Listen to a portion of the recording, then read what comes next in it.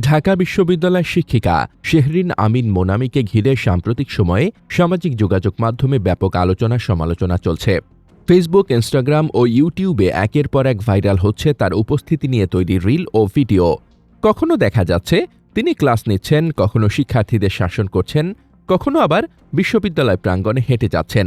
এসব ভিডিওর অনেকগুলোতেই তার ব্যক্তিগত চলাফেরা, উচ্চারণ বা ভঙ্গিমাকে নিয়ে তৈরি হচ্ছে অসংখ্য মন্তব্য ও মিম, যা একদিকে তাকে আলোচনার কেন্দ্রবিন্দুতে এনেছে, অন্যদিকে বিশ্ববিদ্যালয়ের মর্যাদা নিয়েও প্রশ্ন তুলেছে।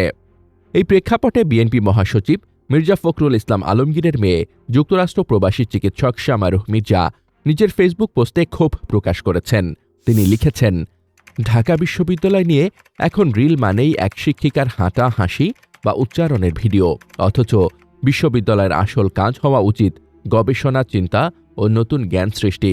শামারুর মতে, যারা এসব রিল তৈরি ও প্রচার করছে তারা আসলে ঢাকা বিশ্ববিদ্যালয়ের ভাবমূর্তিকেই ক্ষতিগ্রস্ত করছে, যেখানে সংশ্লিষ্ট শিক্ষিকার ব্যক্তিগত কোনো ভূমিকা নেই।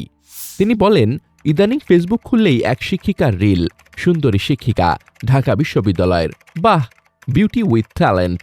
আমি নিজে ডিইউতে পড়েছি ও পড়িয়েছি, প্রথমে ভালোই লাগলো, কিন্তু আমি খেয়াল করলাম ঢাকা বিশ্ববিদ্যালয় সম্পর্কিত যা রিল আসে তার মেজরিটি হচ্ছে এই শিক্ষিকা কিভাবে হাঁটছেন, হাসছেন, আঙুল তুলে শাসন করছেন, ক্যান্সার উচ্চারণ করতে ভয় পাচ্ছেন, ইত্যাদি ইত্যাদি।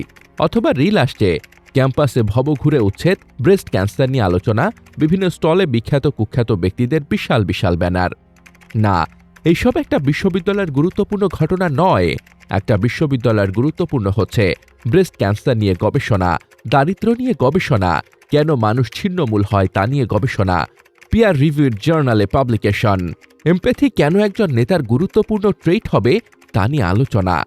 সমস্যা হচ্ছে, যারা আজ এই রিলগুলো তৈরি করছেন কিংবা মিডিয়াতে ছড়াচ্ছেন, এখানে এই শিক্ষিকার কোনো ভূমিকা নেই। তারা ডিইউর ক্ষতি করছে। ডিইউ যে নিম্নমানের বিশ্ববিদ্যালয় তা প্রমাণ করছেন।